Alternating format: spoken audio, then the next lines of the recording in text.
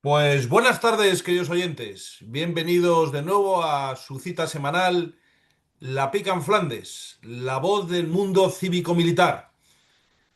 En Informa Radio, también en mi canal YouTube, Guillermo Rocafort, donde pueden ver programas anteriores y también en la magnífica aplicación de Informa Radio, también pueden buscar programas anteriores de La Pica en Flandes. La Pica en Flandes es un programa decano que aborda asuntos principalmente cívico-militares y llevamos ya en antena pues casi una década. Aquí estamos al pie del cañón, semana tras semana abordando cuestiones interesantes, como va a ser la que vamos a abordar ahora en breve. Sin duda un tema del que muy pocos hablan en los medios de comunicación y aquí tenemos a uno de los grandes expertos en España. Pero antes de nada vamos a presentar esta magnífica mesa de debate. Tenemos con nosotros al coronel Rodrigo. Muy buenas tardes, mi coronel. Muy buenas tardes, don Guillermo. Don Fernando, buenas tardes. Buenas tardes, bienvenido. Y también con nosotros nuestro historiador de cabecera, don Fernando Platón. Buenas tardes, don Fernando. Buenas tardes, igualmente. Buenas tardes. Y el que les habla, Guillermo Rocafort, el presentador del programa Antiguo Legionario y también Caballero Legionario Almogàvar, paracaidista de honor. Bueno, pues vamos a entrar ya en materia. Estamos en unas fechas calurosas, unas fechas estivales, unas fechas que invitan al descanso, un poco a la siesta, pero no nos podemos relajar, ¿eh? Porque están pasando muchas cosas y algunas están pasando de puntillas, sin ningún tipo de explicación por parte del Estado. Muchos, yo entre los que yo me incluyo, sabemos que nuestro principal enemigo es el Estado, ¿eh? Porque es el que de alguna forma nos cose impuestos, nos hace la vida imposible, llena a la nación de delincuencia exterior y lo estamos viendo en los medios de comunicación, ¿eh? La cantidad de delitos, o sea, realmente hoy he visto el telediario. Bueno, en la vida creo que ha habido un presidente del gobierno que haya tenido tanta presencia directa e indirecta por familiares, por partido, por gobierno, en corrupción. Es verdaderamente casi algo inédito en la historia de la humanidad. ¿Eh? Pero nosotros estamos muy atentos. Pero ahora vamos a hablar de esas cuestiones que quizá por eso se han dejado en el tintero o no se han abordado porque no hay mucha información, como es la relativa a un buque mercante ruso que parece ser fue hundido, no sé si se sabe de una forma voluntaria, accidental o saboteado, y que parece que albergaba en su seno varios reactores nucleares que iban con destino a, parece ser, Corea del Norte. Cosa verdaderamente sorprendente. No sería la primera vez que hay un accidente nuclear de esta naturaleza. Recordemos lo que pasó pues, durante el franquismo, las bombas de Palomares. Sin embargo, entonces, el ministro de Información y Turismo, Fraga, pues se dio unos bañitos ahí con el embajador americano. Pero en este caso, yo creo que hay menos información que entonces. Realmente, lo pienso de verdad. ¿Eh? Y aquí tenemos don Fernando Platón, nuestro historiador, cronista, nos va a poner un poco en antecedentes porque estamos sabidos desde de noticias en esta vorágine de corrupción. Queremos saber qué ha pasado a este respecto y qué información nos puede dar, don Fernando. Por favor, en primicia para la Pica en Flandes en Informa Radio. Gracias, don Fernando. Bueno, pues vamos a hablar un poco de este tema y junto con ello, ya aprovechando, tratando el uso de mercantes rusos bajo control civiles rusos bajo control militar. Y es que el uso militar de mercantes civiles es algo muy extendido, especialmente en los conflictos donde podemos destacar los siguientes usos: el transporte logístico, siendo imprescindibles en este cometido, pues las flotas militares no poseen suficientes medios de transporte. Pensemos, por ejemplo, en los barcos civiles que participaron en el conflicto de las Malvinas. Crucero auxiliar, prestando misiones de escolta, apoyo, incluso guerra de coso una vez armados. Misiones auxiliares como pesqueros reconvertidos en dragaminas o patrulleros, o misiones especiales como por ejemplo la conversión del portacontenedores Atlantic Conveyor en portahelicópteros auxiliar en el conflicto de las Malvinas citado.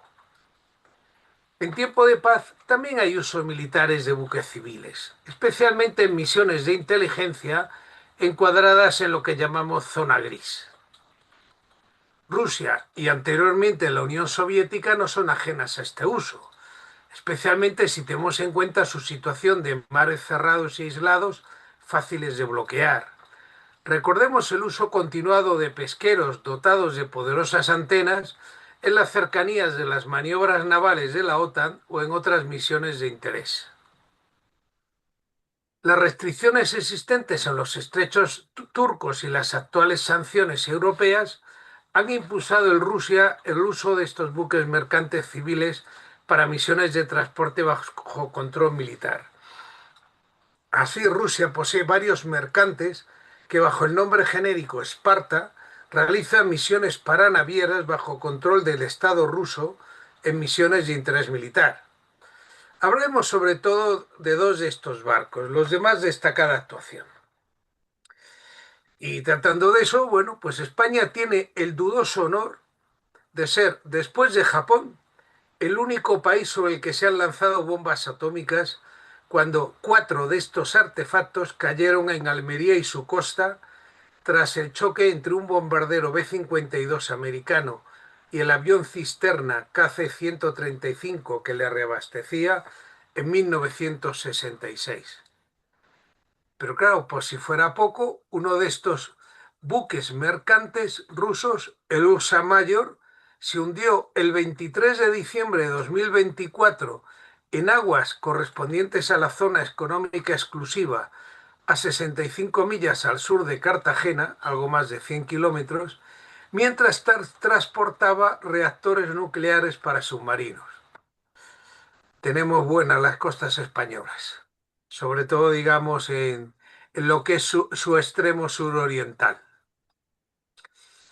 Bueno, este barco, el Ursa Mayor, es un buque de carga pesado con la superestructura a proa y no sé si me dejas compartir.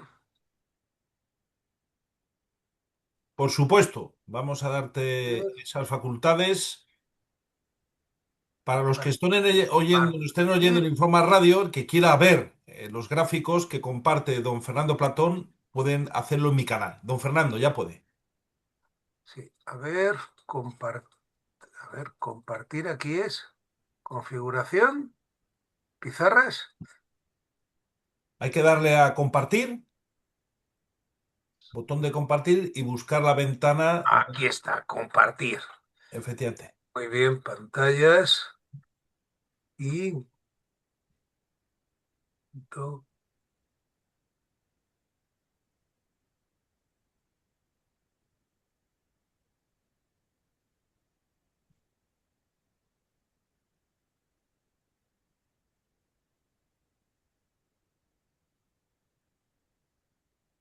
Tienes que darle, don Fernando, ver. luego Ah, al botón de compartir. vale.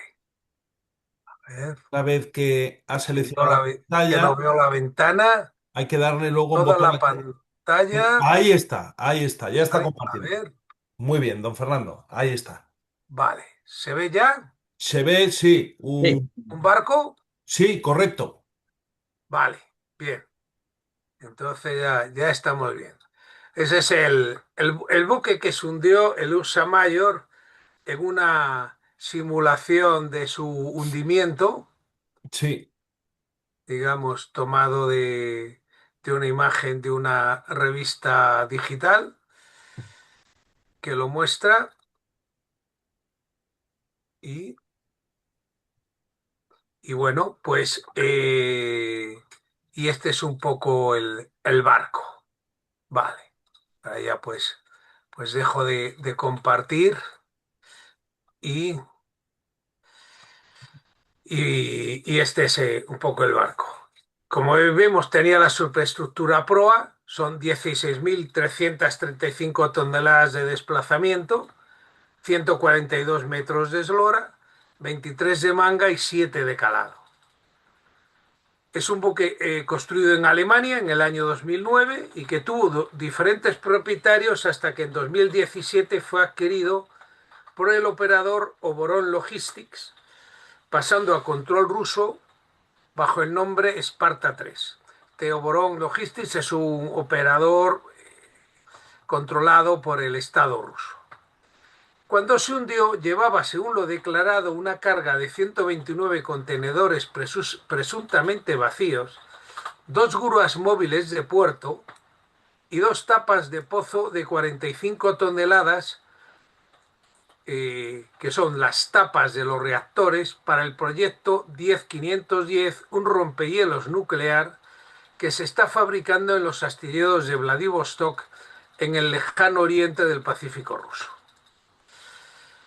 Este buque figura en la lista de sanciones de los Estados Unidos y tenía su entrada vetada también a aguas jurisdiccionales de la Unión Europea y Reino Unido. En su derrota previa al lugar del hundimiento, el Ursa Major fue esperado por unidades de la Marina portuguesa entre el 19 y 21 de diciembre para darle escolta al costado hasta que salió de la zona de interés portugués. Pero no, sin embargo, no constó un dispositivo de vigilancia similar por parte de la Armada Española. La tarde del 27 de diciembre y en las aguas del Mediterráneo entre España y Argelia, tras una explosión en la sala de máquinas, el mercante emitió una llamada de socorro por una escora pronunciada a la banda de estribor.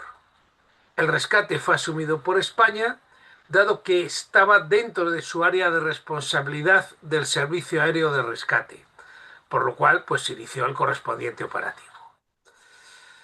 La respuesta SAR a una emergencia está garantizada por el Convenio Internacional SAS 79, del que España es signatario, y cuyo texto forma parte del ordenamiento jurídico español. Es un escenario de emergencia en el mar y que está por encima de cualquier paquete de sanciones impuestas a un buque. Claro, de lo contrario sería negación de auxilio, priorizando la salvaguardia de la vida humana en la mar por encima de otras consideraciones de seguridad. De hecho, se logró rescatar a 14 de sus 16 tripulantes, que fueron trasladados a Cartagena. El 25 de diciembre, la agencia de noticias estatal rusa, Novosti, informó que el Ursa Major fue víctima de un acto de terrorismo y describió el hundimiento como el resultado de 3 explosiones que afectaron a la sala de máquinas y la consiguiente vía de agua. De hecho, se barajaron multitud de hipótesis sobre la causa de este hundimiento, desde las normales del mal estado del barco por adecuada falta de mantenimiento, ataque por parte de un misil, o sea, de un dron ucraniano, por parte de una mina Lapa, por parte de un torpedo, digamos, de estos hipersónicos. Es decir, se ha llegado a barajar todo tipo de hipótesis sobre, digamos, el hundimiento las causas del hundimiento de este buque, que, como ya he dicho, los rusos achacan a fuentes externas. Y desde luego, pues es posible, porque el pasado 12 de mayo se hizo pública una investigación de la CNN en la cual se aportan detalles del hundimiento y con las sospechas de que el capitán ruso del barco había confesado a las autoridades marítimas españolas cosas que no habían salido a la luz.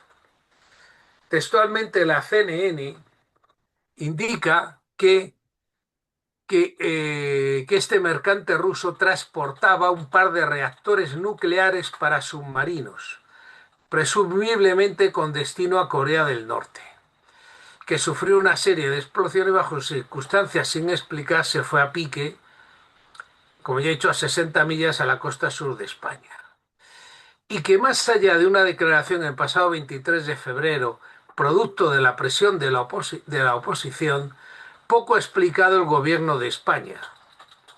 Esta confirmó que el capitán del buque ruso habría dicho a los investigadores que se transportaban componentes para 2 reactores nucleares similares a los que se usan en los submarinos, pero que no estaba seguro si estaban cargados o no con combustible nuclear.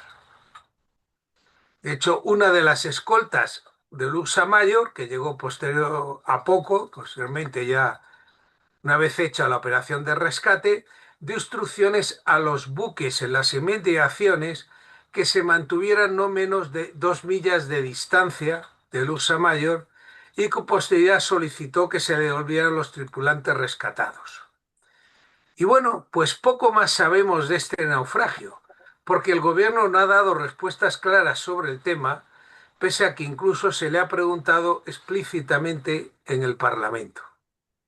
Es decir, aquí tenemos un agujero negro en las noticias.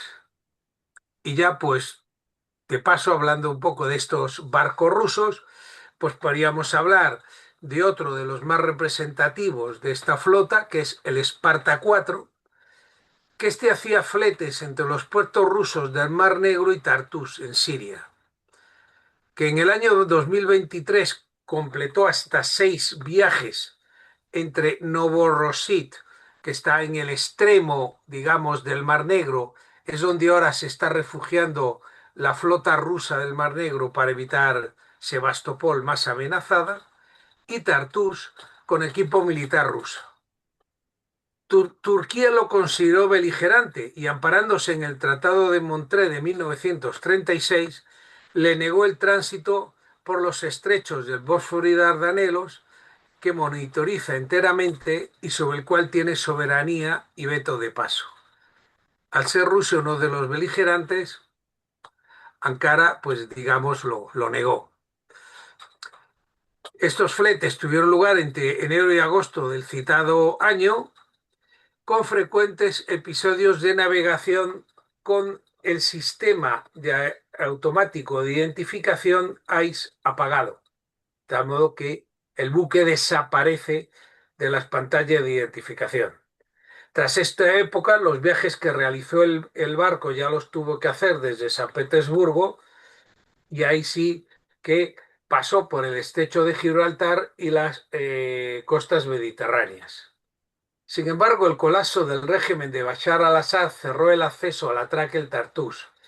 Esto hizo que el barco llegó a estar mucho tiempo ya parado en San Petersburgo, hasta que ha vuelto a hacer pues otro tipo de navegaciones hasta otros sitios. En sus navegaciones, cargado, el buque lo que reportan los distintos organismos de tráfico marítimo, pensemos cuando pasaba por los estrechos turcos o cuando pasa por Finisterre o por el estrecho de Gibraltar, donde está obligado a reportar que lleva al organismo de tráfico, y lo que indica pues es General Goods on Board, o sea, carga general, sin entrar en detalles. Y nunca IMO 1, que es carga de naturaleza militar. Y si en la vuelta va sin carga, el mensaje es in ballast condition, o lo que es lo mismo, en condición de lastre sin carga. Otro comodín, como el anterior, que digamos que son eufemismos náuticos de no te interesa lo que transporto. Este buque es de construcción china de 2018, de 122 metros de eslora, 9.000 toneladas de peso muerto de carga y velocidad de 12 nudos. Admite llevar contenedores y sus grúas le dan capacidad autónoma en puertos sin infraestructura. También depende del mismo grupo ruso, Obron Logistics, que aunque aparenta ser operador privado, está sujeto a los intereses marítimos, incluidas operaciones de ultramar del gobierno. Y este es un compañero de singladura de los Esparta 1 y Esparta 2. En 3 ya hemos dicho que le cambiaron el nombre a Ursa Mayor. Estos dos últimos son buques de carga pesada con capacidad RoRo, es decir, pueden estivar vehículos de manera autónoma, que entran y salen conduciendo por portones.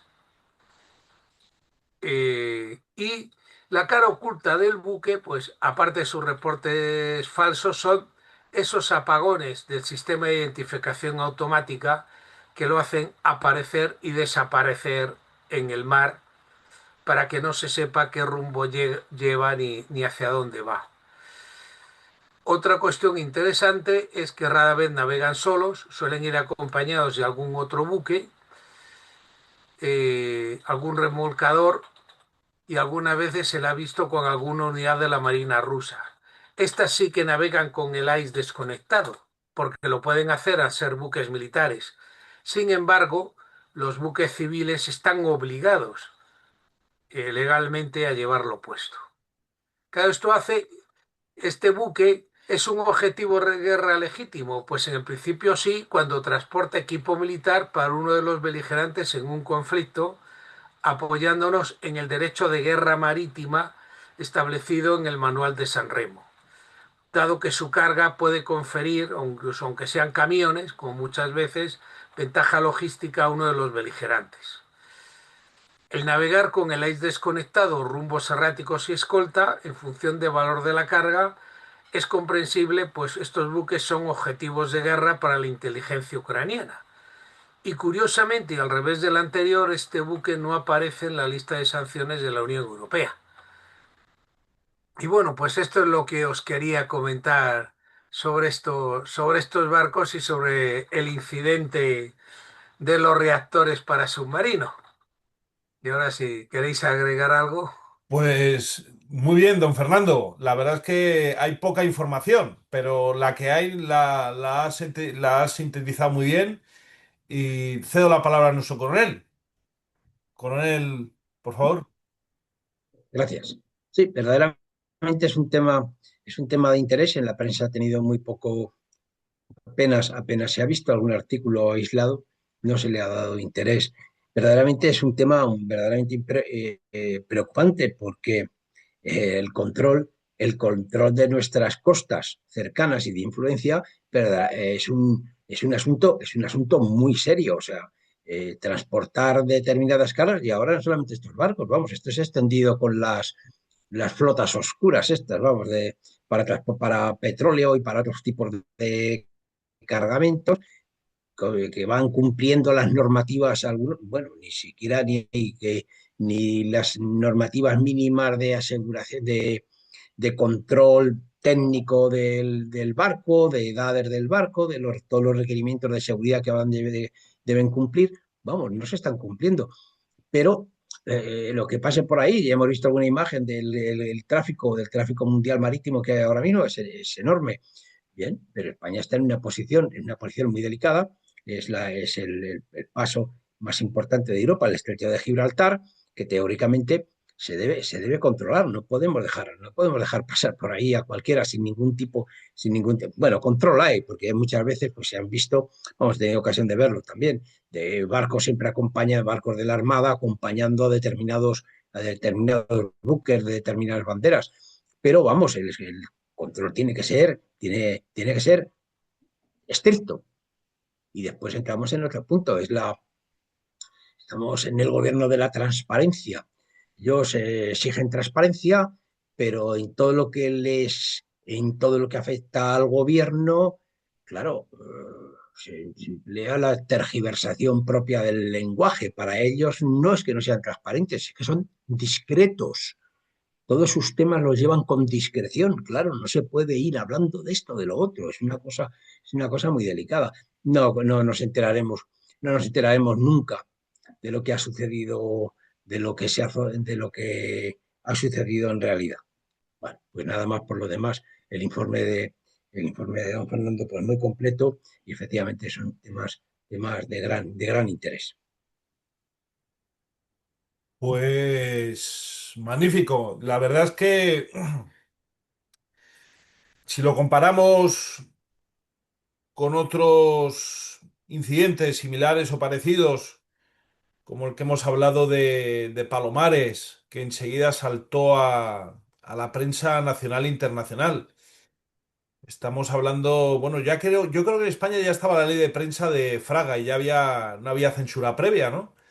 Pero sí que se dio mucha información y incluso se han hecho programas actualmente por estas televisiones infames criticando al anterior régimen, cuando fue mucho más transparente que este. Pero es que aquí efectivamente salió en un primer momento en la prensa local, creo que fue de Murcia, y luego dio el salto, como bien ha dicho don Fernando Platón, a la CNN.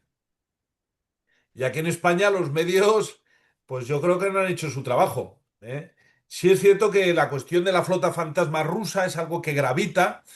Hay mucha tensión sobre todo en el estrecho Gibraltar, dada la presencia, lógicamente, desestabilizadora del Reino Unido en Gibraltar. Ahí España podía tener, no voy a decir un estatus similar al de Turquía, pero debería imponer su geoestrategia y geopolítica, porque al fin y al cabo, en fin, es un paso fundamental de España. Ya estamos viendo cómo las naciones hacen valer, en el caso de Irán, el estrecho Hormuz, y Turquía, el estrecho de los Dardanelos al Mar Negro. España debería hacer valer un cierto estatus, ¿no? Pero bueno, ya sabemos que no son los tiempos propicios, ¿no? Pero hay una completa falta de información, un tema tan delicado. También sabemos positivamente que en Gibraltar entran constantemente todos los meses submarinos nucleares yanquis y británicos. De hecho, tenemos que recordar el 2001, el Tireless que no es que se averió en el sur de España, es que venía del Mediterráneo Oriental echando todo el líquido contaminante atómico nuclear por todo el Mediterráneo. Intentaron entrar los piratas ingleses estos en la base de Nápoles, de la OTAN, y la respuesta que recibieron es: como os acerquéis os bombardeamos, ¿eh? Aquí ni aparezcáis, ¿eh? Y al final tuvieron que venir a Gibraltar con un gobierno mayoría absoluta a la derecha española que no hizo absolutamente nada. Teníamos vetada la presencia de técnicos del Consejo de Seguridad Nuclear español, ¿eh? Y lo único que hacíamos era validar lo que decían los piratas, los británicos, ¿eh? Estuvo prácticamente, yo creo que un año en reparación, una cosa terrible, cuando además se sabe que Gibraltar no es un puerto ni de atraque de submarinos nucleares, y menos de reparación, ¿eh? Eso se lo tenían que haber llevado a la base que tienen en Escocia, pero ahora ya en Escocia no lo reparan, porque los escoceses han dicho que allí no se repara ninguno más. Entonces ahora se reparan en Gibraltar, cuando nos enteramos, ¿eh? Es decir, hay una serie de opacidades a este respecto en todo lo que es el sur de España. Sabemos lo que ha pasado en Oconsur, sabemos la delincuencia, la droga, la inmigración ilegal que entra a través de esas aguas, ¿eh? Entonces ya el apagón informativo ya afecta a todo, absolutamente a todo, ¿eh? Pero bueno, agradecemos el esfuerzo de don Fernando de haber intentado dar luz a este respecto, y animamos desde aquí a nuestros oyentes a que sigan investigando por su cuenta, ¿eh? No sé si en fuentes extranjeras, que quizá como la CNN, o en otras que supongo estarán investigando, porque esto, bueno, al fin todo lo nuclear, ya sabemos lo que pasó con Chernobyl o con las bombas de Palomares, siempre tienen un gran interés. O las bombas atómicas que lanzaron los franceses en la Argelia francesa, ¿eh? Todo eso al final, en fin, tiene sus consecuencias, ¿eh? No sé, don Fernando, si quiere aportar algo antes de cerrar este primer ciclo. Pues sí, precisamente sobre este tema, y que fue una de las preguntas que se hicieron en el Parlamento, sí se está haciendo algún control, si en las aguas donde se produjo el hundimiento, si existe algún tipo de, digamos, señal radiactiva o no. Es decir, no se ha informado sobre ello. Tampoco, tampoco. Y en este respecto, si me permite, don Fernando, yo pregunté por la ley de transparencia qué pasa cuando entra un submarino nuclear en Gibraltar, y me dijeron que las mediciones las hacían en Ceuta, cosa que me parece fascinante, que Ceuta tenga que hacer mediciones de lo que pasa en Gibraltar.